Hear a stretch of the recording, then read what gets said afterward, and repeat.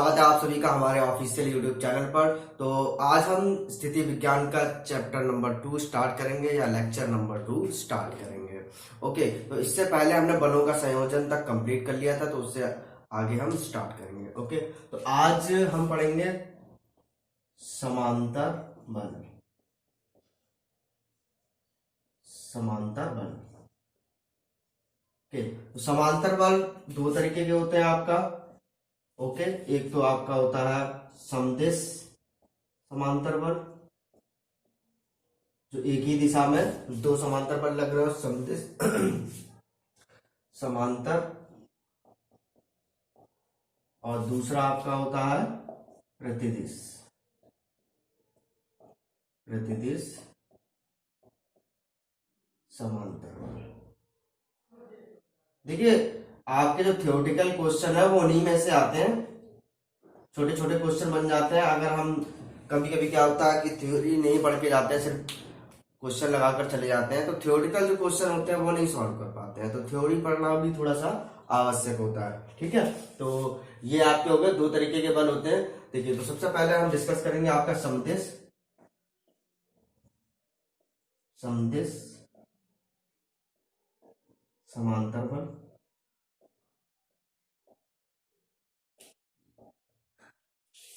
Okay, इसमें क्या होता है कि दो आपके समांतर बल होते हैं। ये देखिए, दो बल हैं आपके P और Q, एक ही दिशा में होंगे, राइट। और इनका रिजल्टेंट क्या होगा, आपका R होगा।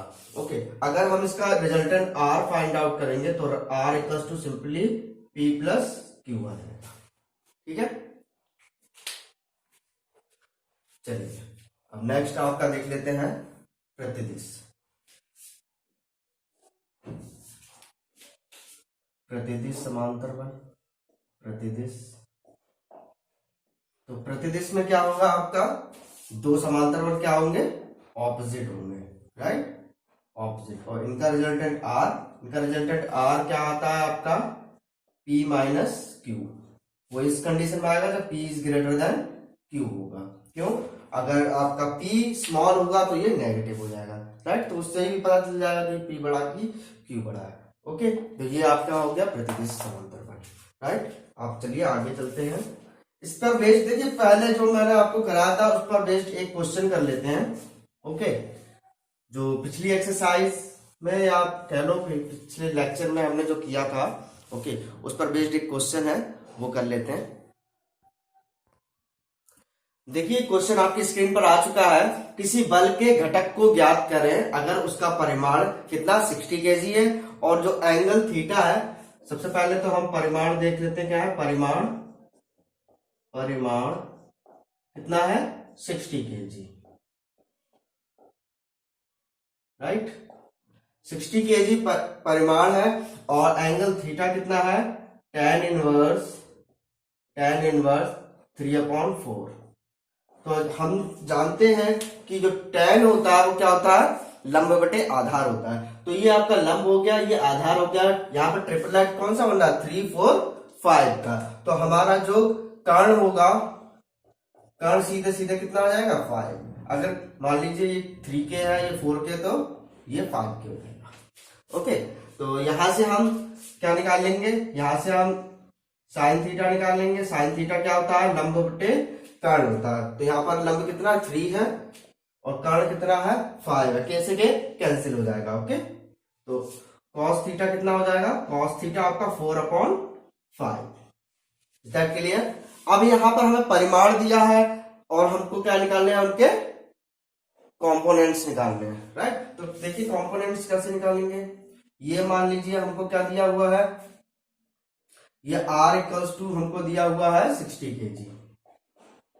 तो इसके दो कंपोनेंट होंगे, एक तो x एक्सिस पर होगा और एक y एक्सिस पर होगा। ये एंगल हमको दिया हुआ है थीटा, थीटा की वैल्यू तो पता ही है। ओके, तो यहां पर अगर हम ये x एक्सिस पर देखेंगे, x एक्सिस पर, x एक्सिस, तो x एक्सिस पर क्या आएगा कंपोनेंट आपका, r cos थीटा आ जाएगा। ओके, r की वैल्यू हमको दी हुई है 60 डिग्री मल्टीप्लाई cos थीटा की वैल्यू अगर हम देखेंगे तो 4/5 हो जाएगी। तो 12 पंजे 60, और 12 चौक 48 kg आ गया। Okay, 48 kg। और वाई एक्सिस पर अगर हम देखेंगे, वाई एक्सिस पर हम देखेंगे तो क्या आ जाएगा, R sine theta. R sine theta यानी कि 60 मल्टीप्लाई बाय 3/5, यह आ जाएगा 36 kg। ठीक है, तो इस प्रकार के क्वेश्चन आते हैं। वैसे तो ये सिंपल क्वेश्चन है, इसका स्क्रीनशॉट ले लीजिए। नेक्स्ट बढ़ते हैं हम लोग आगे। चलिए नेक्स्ट हम देख लेते हैं लामी प्रमेय। क्या देखेंगे, लामी प्रमेय या लामी की प्रमेय।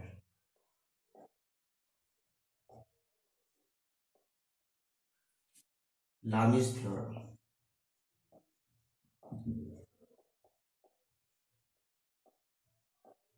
तो लामीज थ्योरम हम जानते हैं क्या होती है, राइट। अगर मान लीजिए इस तरीके से आपके 3 फोर्सेज हैं या 3 बल हैं, ये आपका है P Q R, राइट। तो P के सामने का एंगल अल्फा, Q के सामने का एंगल अगर बीटा है और R के सामने का एंगल गामा है, तो लामी की प्रमेय के अनुसार क्या होगा, P upon sine alpha equals to Q upon sine beta equals to R upon sine gamma. Okay, तो ये आपकी लामी की प्रमेय होती है। इस पर बेस्ड क्वेश्चन आते हैं, तो चलिए क्वेश्चन कर लेते हैं इस पर बेस्ड। तो देखिए क्वेश्चन आपकी स्क्रीन पर आ चुका है, पढ़िएगा। क्या कह रहा है कि एक कण पर 3 बल जो है वो क्या है, संतुलन में है, राइट। तो पहले और द्वितीय फोर्स के बीच या बल के बीच में कितना एंगल है, 90 डिग्री का है, और द्वितीय और तृतीय के बीच में कितना है, 120 डिग्री का है। तो क्या करना है, हमें क्या निकालना है, हमें तीनों बल का अनुपात निकालना है, यानी कि रेशियो निकालना है। तो देख लेते हैं क्या होता है। पहला बल और द्वितीय बल के बीच का एंगल दिया हुआ है हमें। ओके, तो मान लीजिएगा पहला बल है P, दूसरा बल है Q, तीसरा बल है R। तो पहला और द्वितीय, ठीक है, पहला और द्वितीय ये हो गया आपका। ओके, तो पहला और द्वितीय के बीच में कितना है, 90 डिग्री है। मान लीजिए 90 डिग्री है पहला द्वितीय, द्वितीय और तृतीय इसके बीच में कितना है, 120 डिग्री। तो 120 और 90 कितना हो गया, 210, यानी कि 210।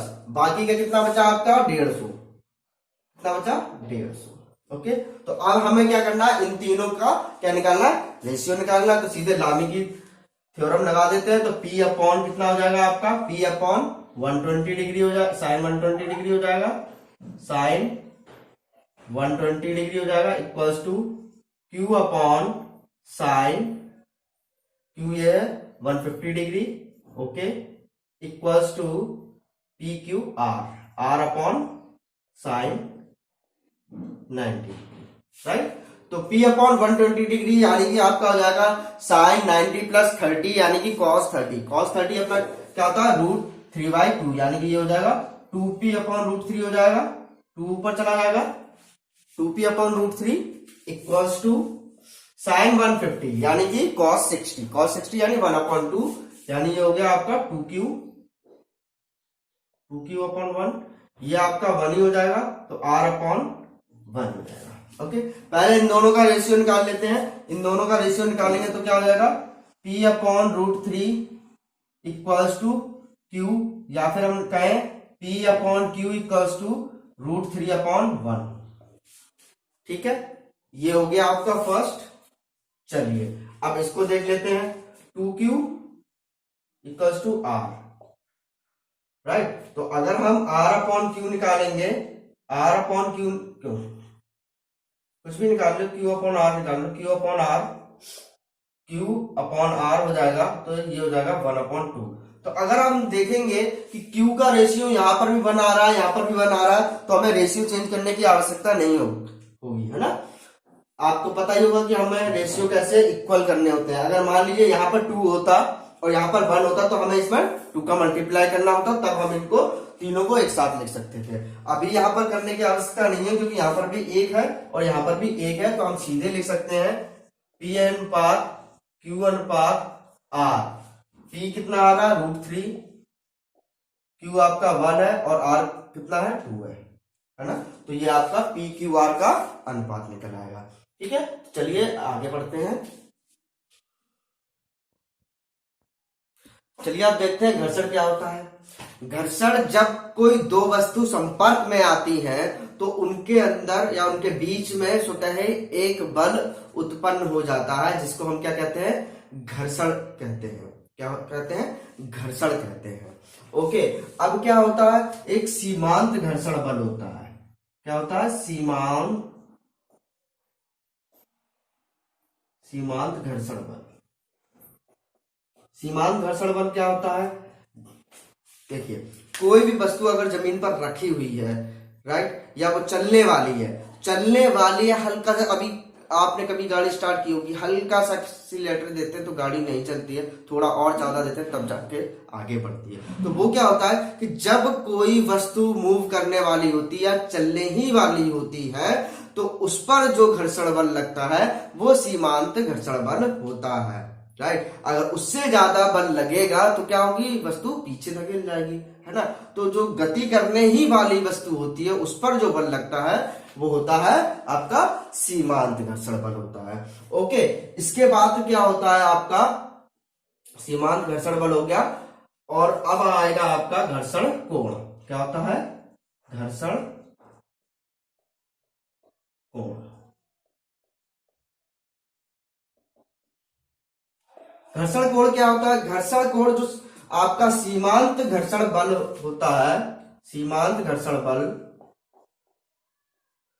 और अभिलंब प्रतिक्रिया, सीमांत घर्षण बल और अभिलंब प्रतिक्रिया के बीच में जो आपका एंगल बनता है या कोण बनता है, उसी को हम क्या कहते हैं, घर्षण कोण कहते हैं, और ये आपका लैम्डा होता है, राइट। अब हम आ जाते हैं इस पे, घर्षण कोण हो गया। अब घर्षण गुणांक देख लेते हैं क्या होता है।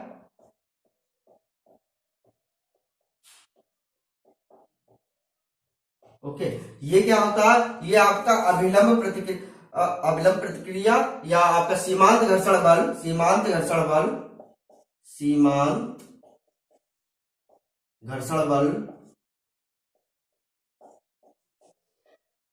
बल और अभिलंब प्रतिक्रिया के अनुपात को अभिलंब प्रतिक्रिया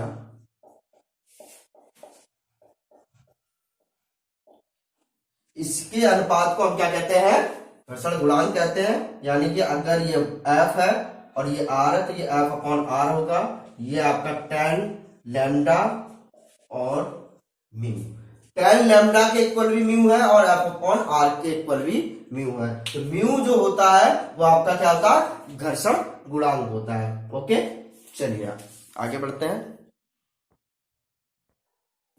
ओके, तो अब हम पढ़ेंगे सबसे इंपॉर्टेंट पार्ट ऑफ स्थिति विज्ञान, वो क्या है, बल आघूर्ण। क्या है, बल आघूर्ण। तो बल आघूर्ण यानी कि टॉर्क, इसको ध्यान से समझिएगा। देखिए टॉर्क क्या होता है कि जब कोई वस्तु मूव कर रही होती है, ठीक है, तो उसका जब हम परिमाण निकालते हैं या टेंडेंसी निकालते हैं, वही बल आघूर्ण होता है। कैसे, जब घड़ी की सुई यूं करके घूमती है, ठीक है, ऐसे, तो क्या है, बल किधर लग रहा है, इस तरीके से लग रहा है ना। ये तो उल्टा है, वामावर्त है, वामावर्त ही आपका क्या होता है, पॉजिटिव होता है, यानी कि एंटी क्लॉकवाइज पॉजिटिव होता है और क्लॉकवाइज जो होता है वो नेगेटिव होता है बल आघूर्ण, हमेशा याद रखिएगा। और ये लंबवत दूरी, इस पॉइंट से जो लंबवत दूरी होगी और जो फोर्स होगा उसके मल्टीप्लाई के इक्वल होता है टॉर्क। टॉर्क क्या होता है आपका, टॉर्क F×D होता है, हमेशा F×D क्यों होता है, क्योंकि ये एक सदिश राशि है। क्या है, ये सदिश राशि है और ये हमेशा लंबवत दूरी को ही कैलकुलेट करता है। जो ये होता D है वो क्या है, लंबवत दूरी है।